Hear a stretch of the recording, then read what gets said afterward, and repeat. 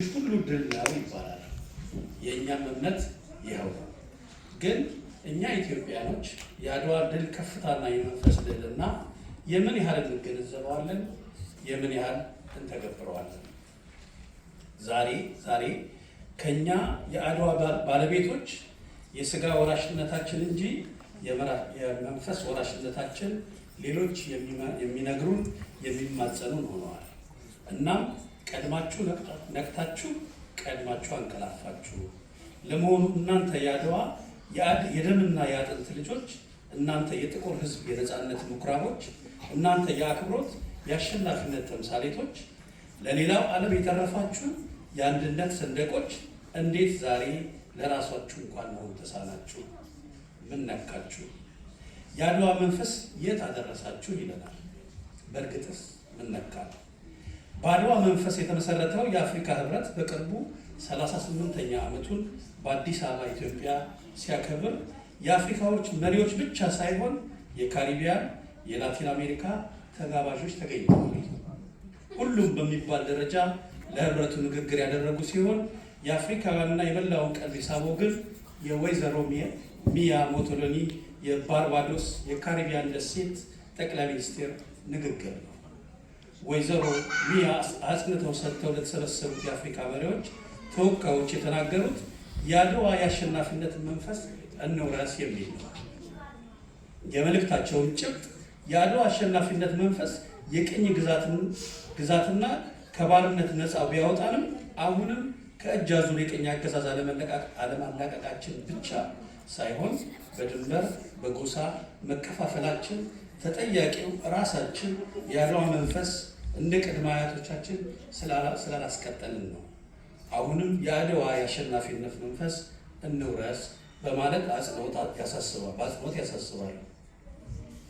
የአድዋ መንፈስ ደግሞ ለሰው ልጅ ሁሉ የነፃነት የመስዋዕትነት ውጤት ብቻ ሳይሆን ከልዩነት ይልቅ አንድነት፣ ከጥላቻ ይልቅ ፍቅር፣ ከምንም በላይ ከመንደርተኝነት ከሃይማኖት ይልቅ አገርና ወገንን ማስቀደም፣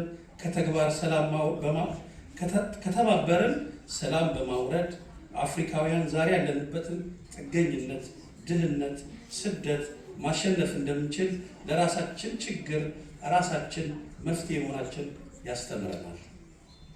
የአድዋ ድል በየዓመቱ ሰብስቦ ማክበር ብቻ በቂ አይደለም።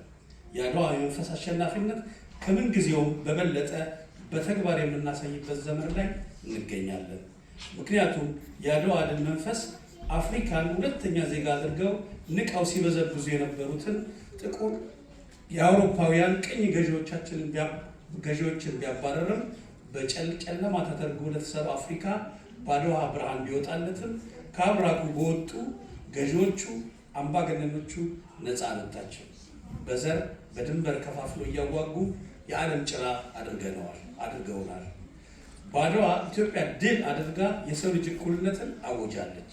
በባርነት ቀንበር ውስጥ ለነበሩ ሕዝቦች የነፃነት ቀንዲል ሆናቸዋለች። ዛሬስ የሚለው ግን የሁላችንም ጥያቄ ነው። ለማስታወስ ያህል የአድዋ ድል የአውሮፓውያን በአፍሪካ ምድር በጥቁሮች መሸነፍ ዜና በመላው ዓለም ሲዳረስ በምዕራቡ ዓለም ሽብር ፈጥሯል። የጣሊያኑ ጠቅላይ ሚኒስትር ፍራንሲስኮ ክሪስፒ ከስልጣን ያስለቀቀው የአድዋ ድል ወራሪዎችን ሲያሳፍር የአፍሪካውን የኩራት ምንጭ ሆኖ የነፃነት ትግሎችን ማቀጣጠር ጀምሯል።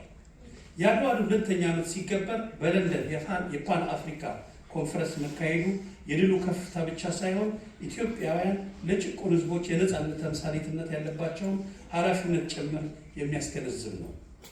በዚህ የፓን አፍሪካ ጉባኤ ላይ የአድዋ ድል መሪ ንጉሥ አፄ ምኒልክና ጣይቱ በክብር እንዲገኙ ቢጋበዙ የደስታ መልእክት ይዞላቸው የመጣውን ሃይቲያዊ የፓን አፍሪካን አቀንቃኝ ቤኒቶ ሲልቬን ወክለውት ሁለቱም የነፃነት ፍትህ አውራሪዎች ሀገር ወክለው መሳተፉን ታሪክ መማር ከቻልን እንድንማርበት ያወሳናል። ብዙ ማለት ይቻላል። ዋናው ቁም ነገሩ ይህ ትውልድ የአድዋን ድል በዓል ከመዘከር አልፎ ለሀገሩ ለወገኑ ለመተግበር እንዴት መተግበር ይችላል የሚለውን ነው። እንዴት ነው የአድዋን የአሸናፊነት መንፈስ እናድሰዋለን የሚለው። ይህ ሁሉ የተሰጠ የቤት ስራና የህሊና መልስ የሚያስፈልገው ነው። ዛሬ የአድዋን ድል 129 ዓመት ለማክበር መሰብሰባችን ትልቅ ነገር ሲሆን ለሚቀጥሉት ጊዜያት ግን በበለጠና ሰፋ ባለ መንገድ ለማዘጋጀት ትውልድ የአድዋን